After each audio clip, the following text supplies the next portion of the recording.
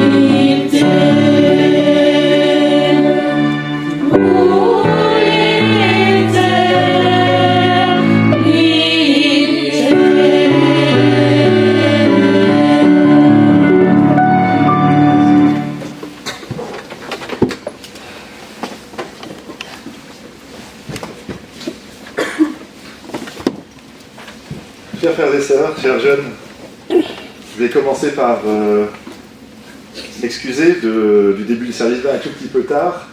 On attendait que certains jeunes encore nous rejoignent, certains sont arrivés, certains sont encore sur la route. Mais voilà, l'idée c'était d'essayer d'être aussi nombreux que possible, que chacun puisse avoir l'ensemble du service divin. Donc merci à tous ceux qui ont fait preuve de patience et qui ont attendu le début du service divin un peu plus tard que prévu. La deuxième chose que je voudrais faire pour commencer ce service divin, ce serait de remercier les choristes, parce que le cantique que vous venez de chanter, il a une signification un peu particulière pour moi. Je l'ai déjà partagé parce que vous l'avez répété juste avant le service divin, donc on l'a entendu dans la sacristie et je l'ai déjà partagé aussi avec les frères. Et ce cantique que vous venez de chanter, pour ceux qui n'étaient pas aux journées de jeunesse à Pâques, à Strasbourg, c'était le dernier cantique que les jeunes ont chanté après le service divin de l'apôtre de district, après le service divin de Pâques. Et pour ma part, j'avais traduit le service divin, donc j'avais pas forcément lu l'ensemble de la substance du service divin, parce que quand on traduit, on rate un peu une partie de ce qui est dit, on est concentré sur la traduction. Mais pour moi, le moment le plus fort de cette journée-là, c'était ce moment de ce chant-là. Et c'est le moment qui m'a arraché une petite larme quand vous l'avez chanté la première fois à Strasbourg, et ça recrée aussi une émotion toujours dans mon cœur quand je réentends ce cantique-là. Pourquoi ?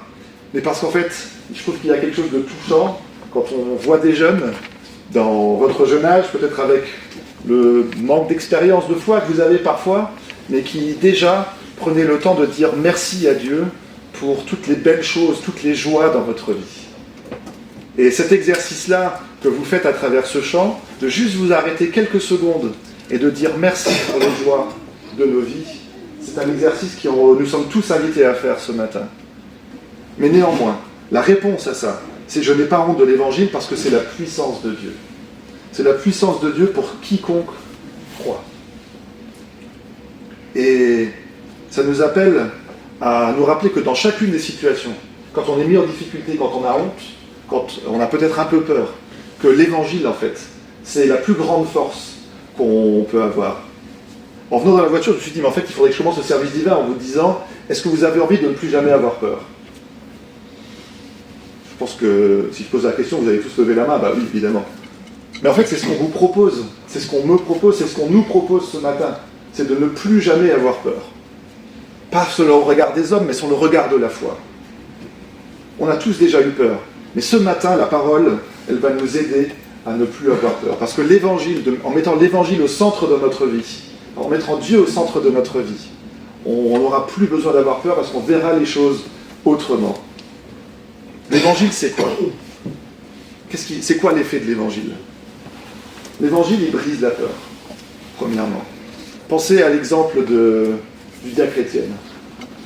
Étienne, un jeune, il avait peut-être votre âge, converti à l'évangile, converti à Christ, qu'on accuse, on lui demande de se justifier devant tout le Sanhédrin qui est là, tous les docteurs de la loi qui sont là, et ce jeune, je crois qu'il avait 20 ans ou 18 ans, il commence à prêcher.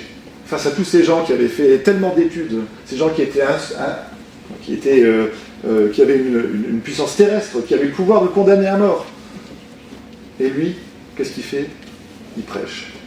Il le condamne à mort quand même. Et jusqu'au bout, il reste calme. Jusqu'au bout, on dit qu'il avait le visage éclairé et qu'il a vu le ciel s'ouvrir pour lui. N'importe qui, n'importe quel être humain qui aurait été dans la situation d'Étienne aurait eu peur. N'importe quel être humain en particulier, tout seul, sans la foi, sans l'évangile, aurait eu peur. Mais Étienne, parce que c'était cette conviction personnelle, parce qu'il avait rencontré Jésus dans son cœur, dans son âme, parce qu'il était fondamentalement convaincu qu'au-delà de tout ce que le monde pouvait lui offrir, il y avait quelque chose de plus grand, qui avait l'avenir en toute éternité avec Dieu, avec son Seigneur, avec le Dieu Tout-Puissant. Étienne a été capable d'aller jusqu'au bout et de laisser la peur de côté. Ça, c'est la force de l'Évangile. Ça, c'est la force que Dieu veut te donner, c'est la force que Dieu veut me donner. L'Évangile, c'est celui qui répare des relations aussi. On a tous des relations qui sont cassées dans notre vie. On a tous des situations où quelqu'un nous a déçus. On a tous des situations où on a vraiment encore du mal à pardonner. Et même si on a pardonné, ça nous reste toujours encore dans la tête. Et peut-être 20 ans plus tard, 25 ans plus tard, pour les vieux comme moi en tout cas, vous, ça ne fait pas 25 ans, mais pour les vieux comme nous, 25 ans plus tard parfois, ça nous tourne encore dans la tête. Et ça nous pourrit la vie. Et on se dit, mais comment ça se fait que cette personne m'a fait ça il y a 20 ans? Et ça nous tourne et on n'arrive juste pas à avoir une relation normale avec cette personne. Peut-être que cette personne, elle est même à côté de nous à l'église. Et à chaque fois qu'on vient au service divin le dimanche, on se dit, ah, il va encore être assis à côté de lui et je vais encore pas être à l'aise au service divin. Ou peut-être en allant à l'université et on se retrouve dans le même amphithéâtre que quelqu'un d'autre qui nous a fait quelque chose qu'on n'arrive pas à pardonner. On se dit, ah, j'adore ce cours. Et pourtant, à chaque fois, ce gars-là, cette fille-là, il vient, il s'assied à peu près dans le même amphithéâtre que moi, et ça me pourrit la vie. L'évangile, il répare les relations. Prenez un exemple dans l'évangile, justement. L'apôtre Pierre. L'apôtre Pierre, il avait quand même fait un truc dont il n'était pas fier. L'apôtre Pierre, il avait vécu Jésus pendant 3 ans. C'était l'un des tout premiers qui avait suivi Jésus. Il lui avait fait plein de promesses. Il a dit, mais je serai toujours là pour toi. Quand le Seigneur leur a dit à ses disciples, mais à un moment je vais partir, je vais être condamné à mort, je mourrai, vous ne mourrez plus avec vous. Pierre tout de suite il a dit, mais moi je viens là où toi tu vas. Et puis, quand il s'est retrouvé face à la situation, il a renié le Seigneur 3 fois. 3 fois en quelques minutes. C'est pas une fois une petite erreur. On lui a demandé de reconfirmer. Et plusieurs fois il a reconfirmé. Et il a dit, mais non, moi je ne le connais pas. Ça c'est une relation qui aurait pu être cassée. Et pourtant, regardez ce qui s'est passé. Qu'est-ce qu'il a fait le Seigneur? Il n'a pas cassé cette relation, au contraire. Pierre a renié 3 fois, le Seigneur il lui a demandé 3 fois, Pierre m'aimes-tu? Et il a réparé la relation. Et dans cette relation réparée, Pierre il a trouvé cette force incroyable d'aller jusqu'au bout, de consacrer l'ensemble de sa vie à partager l'évangile, à gouverner en partie aussi l'Église de Christ sur la terre. Il a même trouvé la force, quand lui-même a été condamné à mort, de dire « mais moi je ne suis pas digne de mourir comme mon Seigneur ». Et il a demandé à ce qu'on renverse la croix, et lui il a été crucifié la tête à l'envers. L'évangile, ça répare les relations. Donc si vous avez des relations qui sont cassées, demandez à Jésus de vous aider à pardonner. Prenez cet exemple de Jésus, parce que dans cette relation reconstruite, vous trouverez peut-être des forces que vous n'imaginiez même pas. L'évangile, c'est celui qui crée de l'espérance. Aussi. Jésus, la foi en Jésus, c'est celle qui crée de l'espérance. On a tous déjà perdu parfois l'espérance. On a tous déjà eu besoin d'un miracle dans notre vie pour juste changer la manière dont on regarde les choses. Le lépreux que Jésus a rencontré, il n'avait plus beaucoup d'espérance. J'ai appris récemment en écoutant la radio que j'ai raconté d'ailleurs récemment aussi un mercredi soir à Bruxelles, les lépreux, quand on découvrait qu'ils avaient la lèpre, on les sortait de la ville, ils devaient attendre dehors, ils devaient vivre dehors parce que c'était considéré comme une maladie impure. Et en plus de ça, comme si c'était pas assez de vivre tout seul avec cette maladie qui, à un moment ou à un autre, allait forcément les tuer, quand quelqu'un s'approchait, il devait crier « impur, impur ». Ça veut dire qu'au-delà de cette maladie, on leur demandait en plus encore de s'humilier en public. Ils étaient déjà tout seuls. Et si quelqu'un voulait s'approcher d'eux, on leur demandait en plus encore de le repousser. Parce qu'ils étaient plus dignes, parce qu'ils étaient plus purs, parce que les autres personnes ne devaient pas se rapprocher d'eux. Et Jésus, il a fait quoi avec ce lépreux qui finalement n'avait absolument plus aucun espoir? Il l'a touché. Il a fait le geste finalement le plus dangereux. Il a pris le plus grand risque. Il l'a touché physiquement. La lèpre, ça se transmet aussi par le toucher. Hein. Donc il a pris ce risque de le toucher. Et il lui a redonné de l'espérance. Jésus aussi a envie de prendre ce risque et de te toucher dans ton cœur, de te toucher dans ton âme, afin que là où il n'y a peut-être plus d'espérance, afin que là où tu n'as peut-être pas du tout l'impression qu'il y a des solutions, qu'à un moment soudainement ton horizon s'ouvre à nouveau. Ça c'est ce que Jésus, ça c'est ce que l'Évangile te propose. Et puis pour terminer peut-être, l'Évangile c'est aussi ce qui nous permet parfois de changer radicalement notre vie. Et je veux juste vous donner 2 exemples. Matthieu, Zachée, 2 publicains. Deux personnes qui menaient des vies qui n'étaient pas tout à fait conformes à l'évangile. Deux personnes qui étaient d'ailleurs rejetées par leurs contemporains parce qu'ils s'alliaient avec les Romains, qui profitaient de leur métier pour s'enrichir personnellement, pour voler plus ou moins les gens avec lesquels ils vivaient. Et voilà que ces deux personnes-là ont réussi à fondamentalement changer leur vie. Zachée, il est monté sur l'arbre, et Jésus est allé chez lui, il est allé manger chez lui, et Zachée a trouvé la force, dans cette rencontre avec Jésus, de dire, mais moi j'arrête ça. Moi je vais redonner le double de ce que j'ai pris. Tout ce dont je me suis enrichi, je vais le donner aux pauvres, je vais le redonner à ceux à qui j'ai volé. Il a réussi à changer radicalement sa vie, à 180 degrés. Matthieu, la même chose. Matthieu a réussi à suivre Jésus. C'est l'un des évangélistes, c'est l'un de ceux dont le témoignage nous est finalement le plus cher, le plus reconnu. Il a réussi à faire ça parce qu'il a rencontré Jésus. Nous, parfois, dans notre vie, on part aussi dans des mauvaises directions. Ça nous arrive tout le temps. Mais la force de l'évangile, la force de cette rencontre personnelle avec Jésus, quand on a cette conviction que Dieu est vraiment là dans notre cœur, ça nous permet de revenir, de nous réaligner, de nous remettre dans le bon sens. Le bon sens dans notre vie, c'est de nous réaligner sur le retour de Jésus, de nous réaligner sur l'amour de Dieu. Celui qui se lève le matin en se disant « la direction de ma vie, c'est de ressembler davantage à Christ ». Celui qui se lève le matin en se disant « la direction de ma vie, c'est de me préparer pour le jour du retour du Seigneur ». Celui qui se lève le matin en se disant « le but de ma vie, c'est un jour d'être face à Christ, de voir ce que j'ai cru ». Celui-là, celui qui arrive à faire ça, il a du sens dans sa vie. Il a des repères, il a une direction. Et alors quand viennent des décisions un peu difficiles à prendre, il sait quoi faire.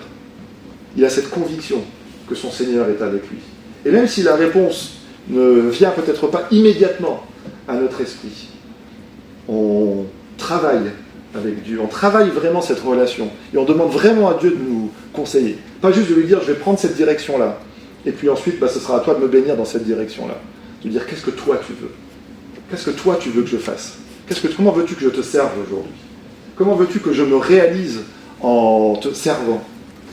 Quand on a ça, chers frères et sœurs, chers jeunes, on a une richesse que le monde ne peut pas donner. Le monde, il peut nous donner du sens à court terme. On peut avoir envie de faire une belle carrière. C'est très bien, je vous encourage. On peut avoir envie de trouver quelqu'un pour partager sa vie. C'est très bien, et je vous encourage. Mais au-delà de tout ça, il y a cette direction de long terme. Il y a cet espoir que personne ne peut nous enlever. C'est le retour de Christ. C'est la parole de notre Seigneur. C'est cette volonté de lui ressembler autant que possible. Et quand on a ça dans notre vie, alors on n'a pas honte. Quand on a ça dans notre vie, alors on a de la direction. Alors on n'a pas peur. Et alors on a aussi cette envie de partager notre foi. En me préparant, j'ai repensé à l'exemple de Pierre, des disciples qui ont vécu la Pentecôte. Aucun d'entre eux ne parlait les langues qu'ils ont réussi à parler. Et ils ont parlé dans les langues de toutes les personnes qui étaient là à Jérusalem à ce moment-là. Nous sommes appelés à faire la même chose. Peut-être pas à parler dans des langues humaines différentes. Bien sûr, je vous encourage aussi à parler l'anglais, à parler l'allemand, à parler d'autres langues. Il n'y a pas de problème. Mais ce que je veux dire, c'est, quand on parle de parler la langue de quelqu'un, c'est de réussir à lui parler pour qu'il comprenne. Quand nous parlons de l'Évangile, c'est pas la peine d'imposer quelque chose. Quand nous parlons d'Évangile, l'idée, c'est de nous mettre à la place de la personne qui nous écoute. Pour que la personne qui nous écoute se sente véritablement touchée, elle aussi, dans son cœur et dans son âme. Le Saint-Esprit que Jésus nous a promis, que Jésus nous a donné. Jésus nous a promis que ce Saint-Esprit-là, il nous dira ce que nous devons dire. Si on fait vraiment confiance au Saint-Esprit, on pourra aller toucher les gens là où on pensait que c'était peut-être pas possible. Parce qu'on trouvera la bonne parole. Parce qu'on aura aussi cette humilité de nous mettre à leur place et de leur parler comme ils ont besoin qu'on leur parle. C'est un peu comme la manne dans le désert, vous savez. Elle avait un goût différent en fonction de chaque personne. Il y en avait qui aimaient le sucré, il y en a qui aimaient le salé. et bien la manne, elle s'adaptait au goût de chacun. L'évangile, il a aussi cette force-là, de pouvoir s'adapter un peu au goût de chacun. Et c'est à nous aussi d'adapter, un peu en tant que cuisinier de l'évangile, j'allais dire, d'adapter le goût de l'évangile à ceux à qui on parle.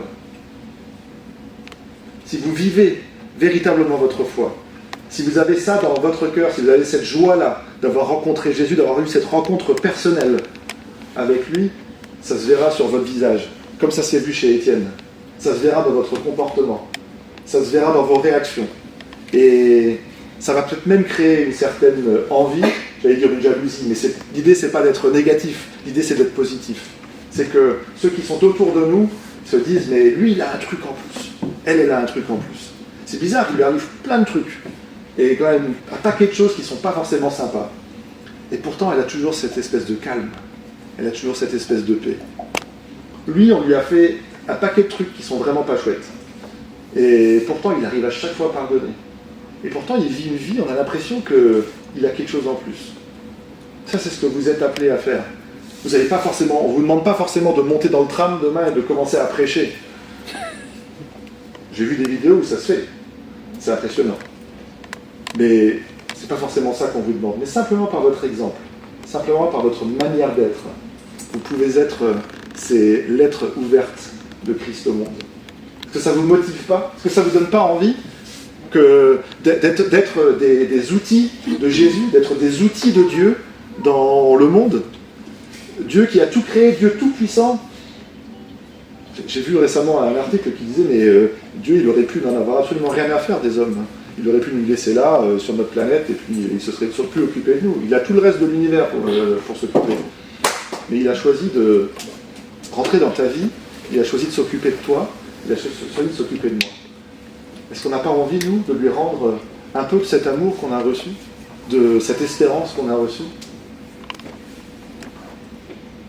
Si c'est le cas, alors on trouvera des forces, alors on trouvera de la joie, on trouvera de la paix, là où il n'y en avait peut-être pas avant. Voilà, chers jeunes, j'espère qu'avec ces quelques mots-là, vous avez ressenti aussi cet encouragement. Si vous avez peur, n'ayez pas peur. Je n'ai point honte de l'évangile, c'est la puissance de Dieu pour le salut de quiconque croit. Si vous croyez, si c'est vraiment un « je crois », comme comme on le fait dans notre confession de foi. Je crois, c'est pas les autres croient, c'est pas certains croient, c'est je crois. Si vous avez ce je crois dans votre cœur, vous allez trouver des forces, vous allez trouver une paix qu'on ne pourra pas vous enlever et vous n'aurez plus jamais peur. Amen.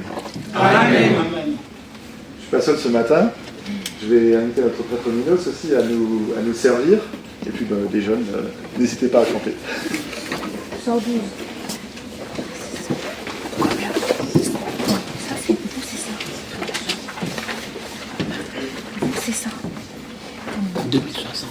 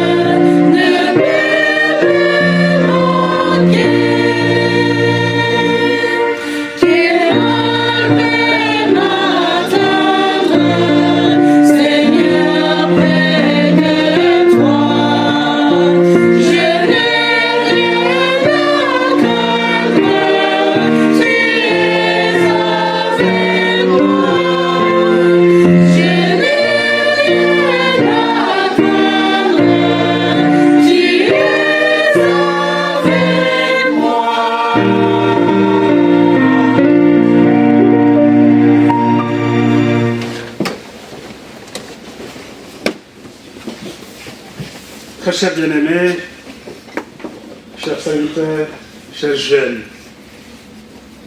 ce matin, cette communauté ressemble à une maison, jeunes, ou à une maison de jeunes, si vous voulez. Là où se trouvent les jeunes, il y a de la vie, il y a de l'avenir, il y a de la joie. J'ai entendu ici notre prêtre dire que vous qui êtes jeunes, et lui il a voulu un peu de s'extirper du milieu des jeunes alors qu'il l'est encore. Et moi j'ai senti justement que je suis jeune aujourd'hui parmi vous. Le prêtre Kabassel aussi, il est jeune aujourd'hui parmi nous. Chers bien-aimés, chers frères et sœurs, ce matin, nous avons appris quelque chose de très important. Et cette chose, c'est ce que nous ne voulons pas à chaque fois dire, la honte. La honte. Un sentiment de gêne, un sentiment d'humiliation qui parfois nous met en difficulté, nous en tant qu'enfants de Dieu, en tant que jeunes, de nous affirmer devant notre environnement immédiat. Chers bien-aimés, chers frères et sœurs, nous avons honte de parler de notre foi. Nous avons parfois honte de nous affirmer comme fils de Dieu, comme suiveurs de Jésus-Christ. Et ça, la réponse est aujourd'hui à travers le message de l'apôtre Paul aux Romains. Et cette honte, ça nous suit partout. Chez nous à la maison, le voisin, qui parfois se pose des questions lorsque nous sortons le dimanche, bien habillés, il nous pose des questions, mais tu vas où, voisin? Ah non, je vais aller acheter du pain. On ne nous dit même pas que je vais aller, je vais aller acheter du pain. Du pain, il va habiller comme ça, peut-être il pose des questions. Hein. Ah, il est quand même bien habillé pour aller acheter du pain. Hein. Ça, c'est la honte. Chers bien-aimés, nous avons honte de vivre la foi en Jésus-Christ. De nous exprimer, dire aux gens, nous avons Jésus-Christ dans notre vie. Nous n'avons pas plus meilleur que ça. Chers bien-aimés, chers frères et sœurs. Et la réponse de ce matin, pour que je ne sois pas celui qui va détailler pourquoi est-ce que nous avons honte tout le temps, la réponse nous a été donnée par les prêtres ici en lisant ces chapitres 16 des livres des Romains. Au chapitre 1er, le verset 16, il y a un conseil, il y a une motivation, il y a une force. À travers la parole, l'apôtre Paul dit « Car je n'ai point honte de l'évangile, c'est la puissance pour le salut de quiconque croit. » Les Juifs en premier lieu et les Grecs. Quand tu parles des Grecs, ils parlent des autres. Ils parlent de nous. Parce que les Grecs étaient païens comme nous. Ils n'étaient pas juifs. Ils n'avaient pas la promesse. Alors l'apôtre Paul dit, les Juifs, ils avaient la promesse. Ils ont décliné aussi la promesse. Hein. Parce que devant Jésus, ils étaient en train de lire les Écritures. Au lieu de suivre Jésus-Christ. Et Jésus a dit, vous continuez à lire les Écritures, alors que ces Écritures parlent de moi, au lieu de venir vers moi. En d'autres termes, vous sondez les Écritures, vous pensez avoir en elles la vie éternelle, alors que je suis la vie éternelle, et je suis parmi vous. Là, c'est l'Évangile qui est la puissance. La puissance qui nous libère. La puissance qui nous donne la vie éternelle. La puissance qui nous montre les chemins sur lesquels nos pas doivent emprunter. Mais il y a une chose. Le Seigneur, il dit aussi une chose à ses disciples. Si vous m'avez honte devant les gens, j'aurai aussi honte de vous devant mon Père. Lisez dans le livre de Luc, dans son chapitre 9, le verset 26. Vous êtes jeunes, je vous donne ces chapitres, ça va vous servir beaucoup. Ça vous servira toute la vie. Que Dieu vous bénisse, que Dieu nous bénisse, parce qu'on est jeunes aujourd'hui, parce que je me sens jeune parmi les jeunes, et je voudrais bien que les jeunes n'aient plus honte de l'évangile. Amen. Amen. Merci beaucoup à notre prêtre. Et en l'écoutant, je me suis fait une réflexion. Je me suis dit, mais à l'église, on nous demande de ressembler à Jésus-Christ. Et je me suis dit, mais ça veut dire quoi ressembler à Jésus? Et je me suis fait une petite liste. Jésus, c'est celui qui a relevé la femme adultère que tout le monde condamnait. Jésus, c'est celui qui lui a pardonné et c'est celui qui lui a sauvé la vie. Jésus, c'est celui qui a pardonné à son ami qui l'a trahi. On a parlé de Pierre avant. Jésus, c'est celui qui a tellement aimé les hommes, qui s'est sacrifié pour eux et qui est mort sur la croix pour eux. Jésus, c'est celui qui nous aime tellement, qui nous promet qu'un jour, on sera face à lui en toute éternité. Jésus, c'est celui qui a laissé venir les petits-enfants à lui, ceux que la société déconsidérait, ceux qui n'avaient encore pas véritablement de droit, parce qu'ils n'étaient encore pas suffisamment grands. Et pourtant, il s'en est occupé comme des adultes. Il leur a donné la même valeur. Il leur a donné la même paix, la même joie qu'il donnait aussi aux adultes. Jésus, c'est celui qui a cassé les codes par moments, quand il fallait le faire, parce qu'à la fin, c'est l'amour de Dieu qui doit gagner. Jésus, c'est celui qui a amélioré la vie des gens. Il a pourri la vie de personne, Jésus. Jésus, il a amélioré la vie des gens. Il n'y a absolument rien qui soit honteux dans tout ça. Il n'y a que des belles choses là-dedans. Alors quand, de l'autre côté, on nous dit « Ouais, mais il y a tellement plus de belles choses dans le monde », faites la comparaison et demandez-vous qu'est-ce qui est plus beau. Un monde où on nous dit qu'il faut d'abord s'occuper de soi-même, où il faut d'abord se servir soi-même, où finalement la trahison appelle plutôt la vengeance. Est-ce que c'est ça dont certains sont fiers? Il y en a qui sont fiers de ça. Est-ce que c'est de ça qu'on a envie d'être fier? Ou est-ce que c'est plutôt de Jésus-Christ, de notre Seigneur, qu'on a envie d'être fier? C'est une question, on peut tous répondre à notre place. Mais si la réponse c'est « je suis fier de mon Seigneur », alors ne la gardons pas pour nous, alors partageons-la aussi. Comme ça a été évoqué, Jésus c'est celui qui a relevé Pierre. Jésus c'est celui qui a relevé la femme adultère. Jésus c'est celui qui a toujours pardonné. Et de la même manière, en cette matinée, il nous propose de faire aussi la même chose. Il veut nous donner des forces particulières aussi dans le pardon. Ça vous est peut-être déjà arrivé d'avoir fait un truc dont vous n'étiez vraiment pas fier, un truc, vous avez déçu quelqu'un. Ça vous est déjà arrivé, je suis sûr. Moi, ça m'est déjà arrivé.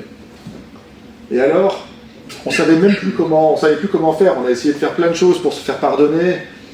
Ça ne nous a pas vraiment complètement rassurés. Il y avait toujours encore cette espèce de déception. On était peut-être presque plus déçus que la personne à qui on a fait ou dit une chose dont on n'était pas fier. Je suis sûr que ça vous est déjà arrivé. Et alors est venu ce moment où cette personne nous a dit, avec un sourire probablement, « T'inquiète pas, on laisse ça derrière nous, c'est bon, notre relation est de nouveau comme avant, je te pardonne. » Si ça vous est déjà arrivé, comme ça m'est déjà arrivé, vous savez qu'au moment où on entend ces mots-là, « je te pardonne, tout va bien, t'inquiète pas », où on voit ce sourire de la personne qui nous prouve que vraiment au fond d'elle-même, elle nous a pardonné. Si ça vous est déjà arrivé, vous savez qu'à ce moment-là, on ressent quelque chose de particulier dans le cœur. On se sent d'un coup libéré.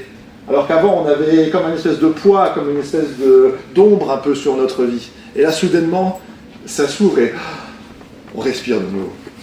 On peut de nouveau imaginer une vie plus sereine. On peut de nouveau essayer de sourire soi-même. On peut s'accepter soi-même à nouveau. Si ça vous est déjà arrivé, vous savez de quoi je parle.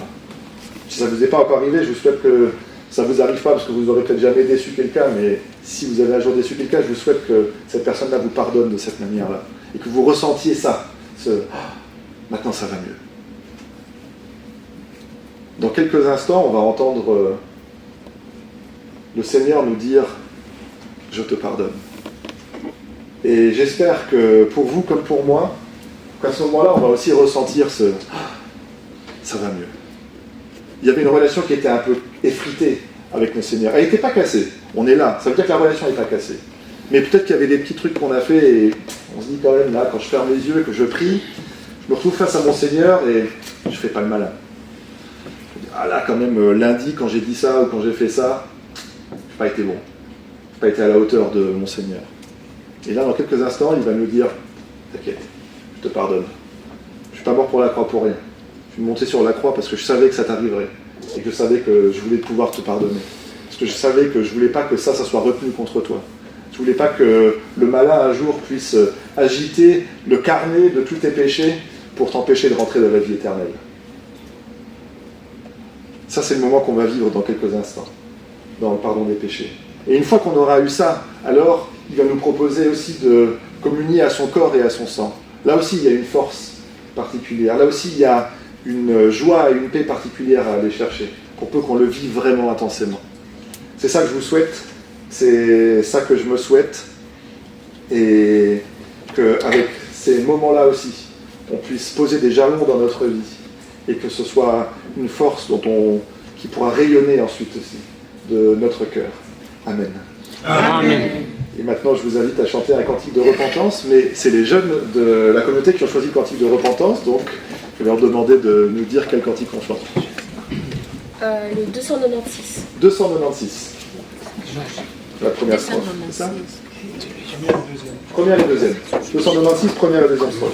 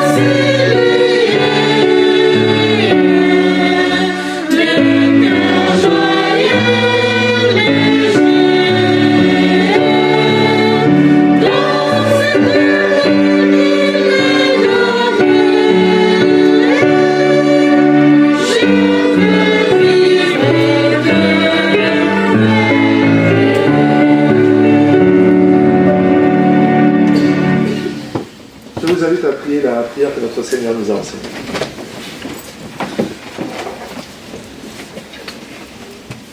Notre Père qui es aux cieux, que ton nom soit sanctifié, que ton règne vienne, que ta volonté soit faite sur la terre comme au ciel. Donne-nous aujourd'hui notre pain quotidien. Pardonne-nous nos offenses, comme nous pardonnons à ceux qui nous ont offensés. Ne nous induis pas en tentation, mais délivre-nous du mal, car c'est à toi qu'appartiennent, dans tous les siècles, le règne, la puissance et la gloire. Amen. Selon la mission que j'ai reçue de l'apôtre mon mandant, je vous annonce cette bonne nouvelle. Au nom de notre Seigneur Jésus-Christ, le Fils du Dieu vivant, vos péchés vous sont pardonnés. La paix du ressuscité soit avec vous. Amen. Amen. Mon Père Céleste, merci de nous avoir pardonné une fois de plus nos péchés. Merci de nous permettre à notre âme de respirer à nouveau. Tu as enlevé les nuages du péché. Tu as enlevé cette encre qui venait noircir la page blanche de notre âme. Et tu nous permets d'écrire un nouveau livre, d'écrire une nouvelle vie, d'écrire un nouveau chapitre avec toi. Mon Père Céleste, permet que la force de ce pardon nous donne aussi la force de pardonner nous-mêmes. Permet que la force de ce pardon nous permette aussi de ressembler chaque jour un peu plus à notre Seigneur Jésus-Christ. De ne plus avoir honte et de pouvoir nous affirmer en tant que tes enfants. Mon Père Céleste, maintenant, nous allons aussi vivre la fête de la Sainte Seine. Permets-nous de ne pas voir que du pain et du vin dans ce que nous allons recevoir dans nos mains, mais permets-nous de voir véritablement aussi le corps et le sang de Jésus-Christ, comme lui l'a promis, comme il l'a fait il y a 2000 ans avec ses disciples. Permets-nous de vivre aussi ce moment-là dans cet étroit souvenir, mais aussi dans cette joyeuse espérance de savoir qu'un jour, nous serons face à notre Seigneur. Un jour, nous pourrons le regarder dans les yeux. Un jour, nous pourrons le presser contre notre cœur et savoir que tout cela valait le coup. Que toutes ces fois où nous avons continué à croire que nous sommes restés à ta main, eh bien, c'était la bonne décision. Donne-nous un moment de paix et de joie intense où chacun pourra trouver ce dont il a besoin dans ce corps et dans ce sang. Amen. Amen. À présent, nous allons célébrer la Sainte Seine.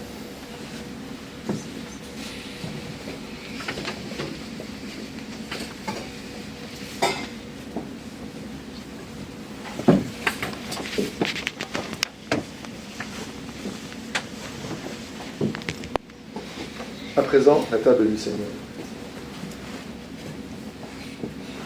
Au nom de Dieu, le Père, le Fils et le Saint-Esprit, je consacre le pain et le vin pour la Sainte Seine, et j'y dépose le sacrifice unique de Jésus-Christ valable en toute éternité. Car le Seigneur prit du pain et du vin, rendit grâce et dit : Ceci est mon corps qui est donné pour vous. Ceci est mon sang, le sang de la nouvelle alliance qui est répandu pour beaucoup, pour le pardon des péchés. Mangez et buvez.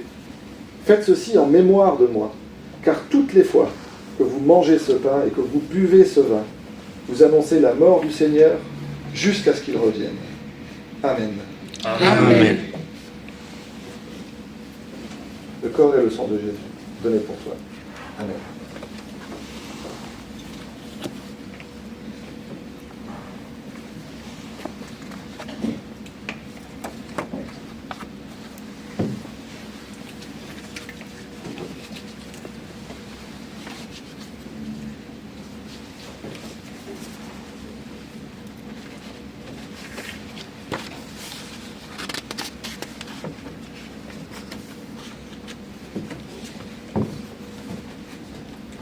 Le corps et le sang de Jésus, donnés pour toi. Amen.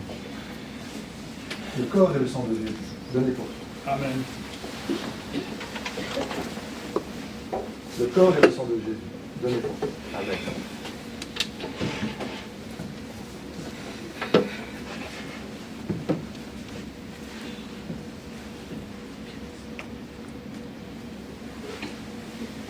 Chers frères et sœurs, vous êtes tous invités à la fête de la Sainte Seine et nous chanterons du cantique numéro 284. 284. 284. Amen.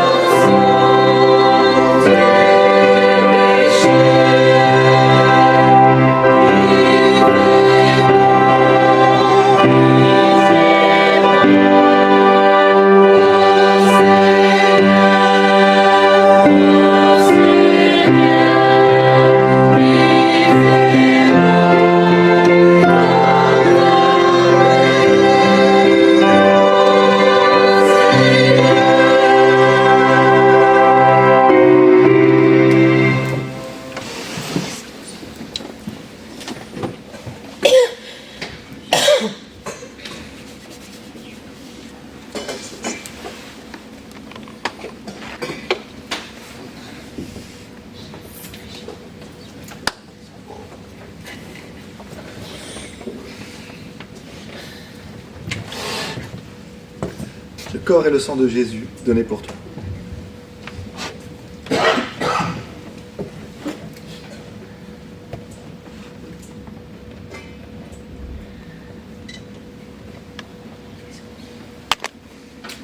Vous avez parlé.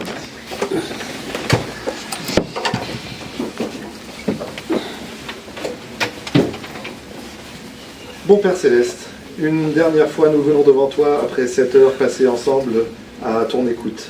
Et nous voulons te dire merci. Merci pour tes conseils, merci pour le courage que tu nous donnes jour après jour de pouvoir nous prononcer pour toi. Bon Père Céleste, nous avons pris à cœur ton message. Et dans les jours à venir, nous voulons être des lettres ouvertes de Christ. Nous voulons pouvoir ressembler davantage à lui et ainsi pouvoir aussi toucher le cœur des hommes. S'il n'y a que 5% de gens qui te connaissent, mon Père Céleste, nous voulons faire partie de ces 5% qui rayonnent, de ces 5% qui donnent envie aux autres de venir aussi, de partager ce pain venu du ciel et de partager cette paix, cette joie, cette force que seul toi tu peux nous donner. Merci Père pour chacun des sacrifices qui sont consentis dans ton Église pour ton œuvre. Apporte aussi une riche bénédiction, Père, sur chacun de ces sacrifices, sur chacune de ces offrandes. Permets aussi aux jeunes, tout particulièrement, de ressentir que là où on s'engage pour toi, toi tu redonnes aussi une riche bénédiction. Permets aux jeunes de pouvoir vivre des expériences de la foi. Réponds à leurs prières, afin qu'ils puissent avoir cette conviction que l'évangile, ce n'est pas juste quelques mots qui sont couchés sur du papier, mais que ce sont véritablement, que c'est véritablement la parole vivante de notre Seigneur, que c'est véritablement ta parole vivante, et que cela peut changer leur vie. Permets à toutes les communautés de te vivre également, permets à la communauté de Verviers aussi tout particulièrement, de te vivre et de continuer à marcher dans la joie jusqu'au retour de notre Seigneur. Unis-nous encore à tous ceux qui n'ont pas pu être présents cette matinée et accorde-nous encore de beaux moments passés ensemble dans la joie et dans la paix. Et s'il te plaît, exauce cette prière, Père, au nom de ton Fils Jésus-Christ. Amen. Amen. Que la grâce de notre Seigneur Jésus-Christ, l'amour de Dieu et la communion du Saint-Esprit soient avec vous tous. Amen.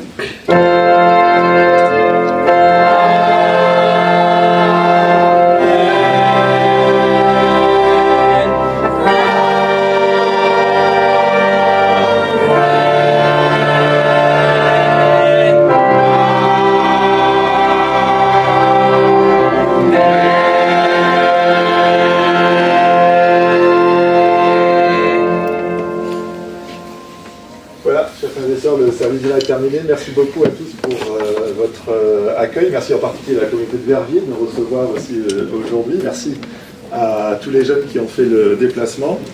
Et avant de dire au revoir et de continuer la suite du programme, la chorale, le dernier mot. 150.